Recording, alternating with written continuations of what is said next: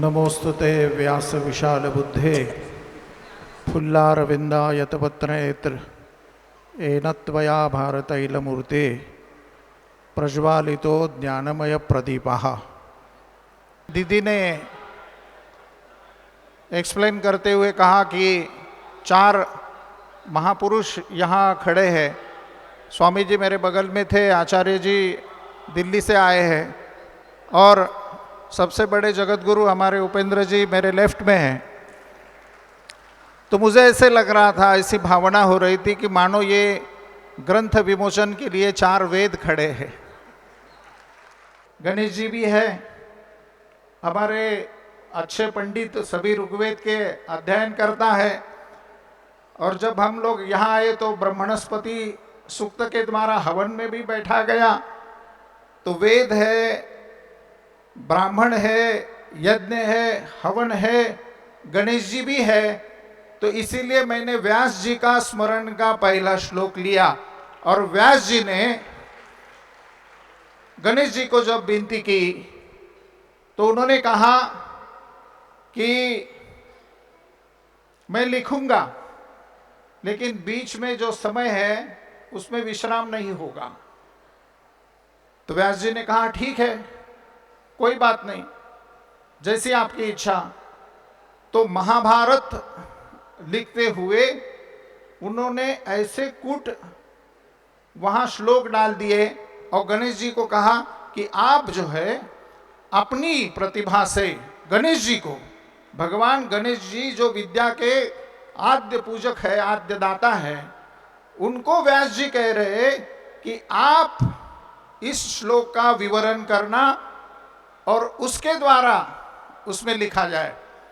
अभी आप सोचो भगवान व्यास जी भी की क्या प्रतिभा होगी, कैसा गजब का गणेश विद्या, साक्षात रूपेण गणेश जी सामने बैठे और विद्या रूपेण व्यास जी सामने बैठे। तो ऐसे कूट प्रश्न उसमें डाले।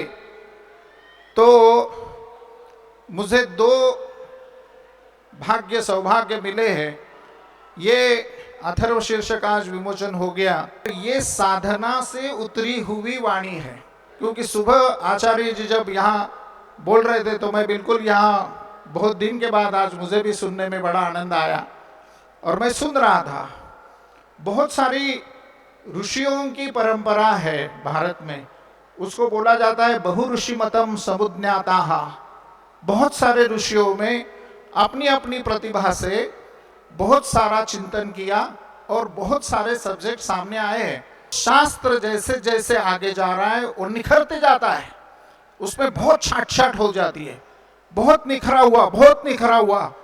तो जब हम संस्कृति रूपेण सुवर्ण युग में थे तब ज्ञान, विद्या, कर्म, ज्ञान, संगीत, अभी मैं भाई साहब हमारे बात कर रहे थे और मैं तो सुनता हूँ, मैं चारों तरफ मेरे कान होते हैं।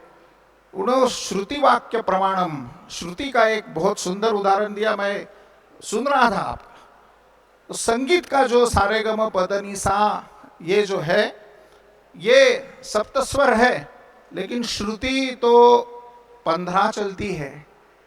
तो ये श्रुति 15 कैसी चली संगीत में, ये सब गणेश अथर्वशीर्ष में भी आया हुआ है। आप समझ नहीं सकते ये चीज को। तो ऐसी ऐसी जो कूट, जैसे व्यास जी ने गणेश जी को कूट का, श्लोक का एक्सप्लेनिंग डिटेल करने दिया, इसी तरह का भाव ये अथर्वशीर्ष में आया है। और ज्ञान मोती जो दूसरा ग्रंथ प्रकाशित होया, वो तो मैं मतलब उसको डिक्शनरी बोलता हूँ अध्यात्म की। यही मेरी आज की इस विमोचन के प्रसंग के ऊपर आपसे नम्र निवेदन है। मैं बहुत खुशकिस्मत हूँ कि जो आज मुझे दोबारा इस स्टेज के ऊपर विशेष रूपेण आपसे संवाद करने का सौभाग्य प्राप्त हुआ। प्रभु रामचंद्र जी की कृपा आपके ऊपर हमेशा ऐसी बनी रहे।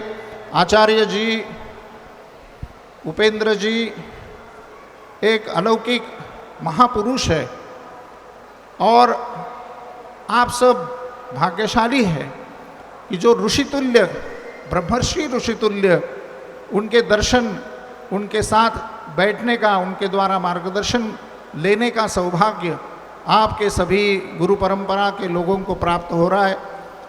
तो मतलब ये क्या चीज़ है? तो ये भगवान का प्रसाद है। ये गणेशिया का, गणेश महाविद्या का आज का प्रसाद है। ये प्रसाद लेके आप सब साथ में जाए और ऐसी ही कृपा, ये गुरु कृपा, शास्त्र प्रचिति, गुरु प्रचिति, ज्ञान प्रचिति और आत्म प्रचिति, ऐसे 4 विषय शास्त्रों में आए हैं।